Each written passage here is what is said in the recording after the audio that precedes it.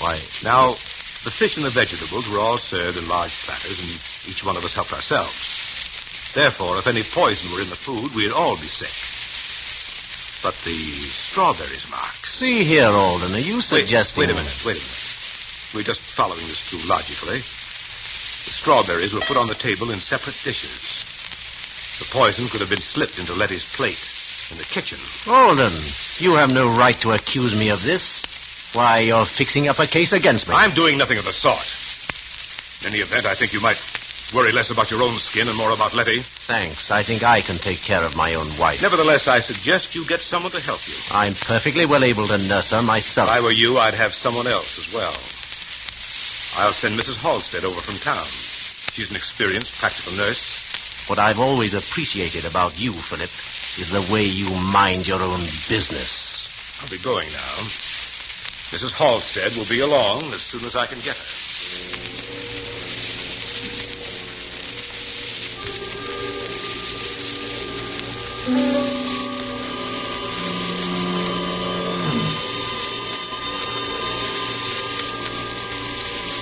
When the doctor's analysis came, it was arsenic poisoning, all right. There were traces of arsenic in the sugar on Letty's dish. Letty was recovering. The dose wasn't large enough to kill her. Mrs. Halstead was installed as nurse and housekeeper. Just then business called me to New York, where I found myself worrying about Letty. I couldn't get her out of my mind. Very well, then. But if I'm found dead... I was bothered by a few loose ends in Letty's problem.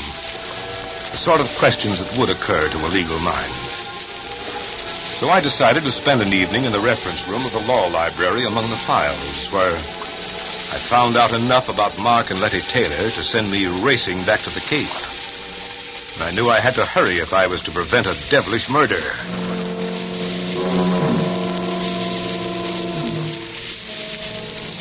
It was one of those dull gray afternoons when I arrived at the station. The fog was so thick over the bay that it seemed to cloud the whole town. Cold fear gripped me. Letty and Mark, I learned, had left at dawn for a weekend sail. I could picture them. Murderer and victim. Shrouded in the gray veils of the fog. Drifting. Waiting. While the foghorns cawed a hoarse warning of murder. So, I was too late. The trap was sprung. With my newly gained insight into the affairs of Letty and Mark, I could have averted the tragedy, but I was too late. Or was I? If only they hadn't really left for that sail. I took the chance. Feeling my way along the Cape Road, I reached the Taylor cottage.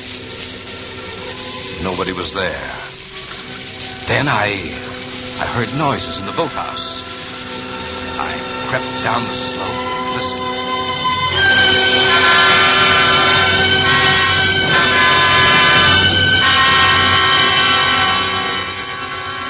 Oh, Mark, you fool. Philip Alden will be sure you planned to murder me for my money. I saw the suspicion dawn in his mind that day we made out our twin wills. I saw it grow when I was seen in the general store, and you brought the rat poison. And that night when I was taken ill, he was sure. Do you hear me? Sure! You wanted to teach me to sail the Artemis. Thought I was afraid of the water. Well, Mark Taylor, when your body drifts ashore, Philip Alden will swear that only an accident prevented you from murdering me. What fools you men are. Aren't you? Aren't you? Why wouldn't you like to answer me, Mark? Don't you wish you could talk to me again? To your helpless little nephew. But you can't, can you? Dead men can't talk, can they? But they say that in the instant of dying, a man can understand many things. Did you understand, Mark? But how could you? You are really a stupid man, Mark. Didn't you ever wonder about my former husband and his tragic death? Didn't you ever want to know about Frank Hawthorne? He did. At the very end, he wondered about his predecessor, George Martin. Strange how both died in a yachting accident, isn't it? Frank died off the coast of California, and George was drowned in the Gulf of Mexico. And now you, Mark, your body will be found someplace along the Cape here, I suppose. Oh, what bad luck I've had with my husband. But how thoughtful all of you were to leave me your property. Too bad I'm such an extravagant widow, isn't it? For I do run through money. I wasn't lying about that. Dear, I wish you could help me get your body to the Artemis. If only you hadn't insisted on turning back when the fog rose, I could have killed you so much more neatly. A sudden gust of wind while I was at the wheel, and the Artemis jibes, and the boom catches you, and off you go to the bottom of the sea. But now, I've got to lug you back on board and pitch you overboard somewhere. It was really inconsiderate, Mark, to make me kill you in the boathouse here. You won't have to drag the body aboard, Letty. Oh, Philip, I'm so glad you've come. Are you, Letty? Something dreadful's happened to Mark. I'm so upset I hardly know how to tell you. Oh, Philip, I think I'm... You needn't pull a phony feint this time, Letty. I fell for it before when you made me think that Mark had poisoned you. That is, almost. Why, what do you mean, Philip? That was a little too smart, Letty, that poison scene. Because when I left you, I wondered about two things. Why anyone should be foolish enough to attempt that type of murder before an audience, and why, having attempted it, he should fail to make the dose large enough. Why, I don't know what you're talking about. I think you do. You see, while I was in New York, I took the trouble to look up a few matters that were bothering me. And I found the newspaper clippings of your two previous, shall we say, accidents. Oh, Philip, isn't it dreadful? Still pretending. You're a clever woman, Letty, but I overheard you just now. You'll never prove anything. I think I will. You see, I found the motive, too.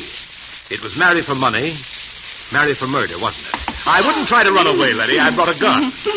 You're coming with me to the police station. Don't wonder that you hate the sound of foghorns, Letty Taylor. You've spoiled them for me, too.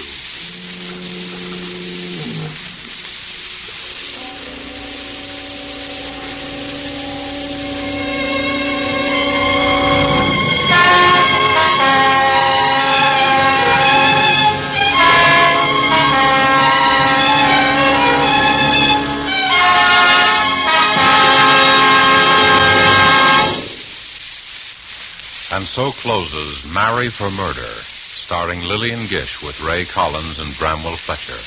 Tonight's tale of Suspense.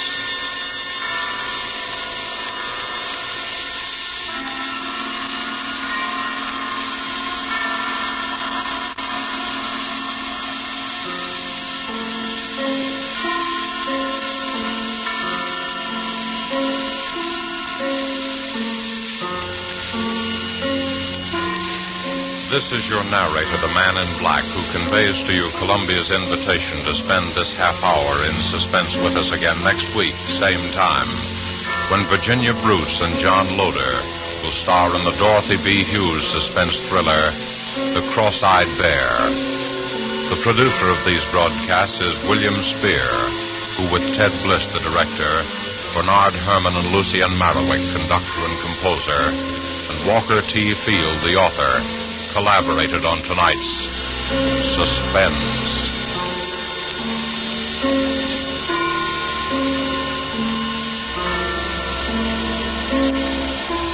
This is CBS, the Columbia Broadcasting System.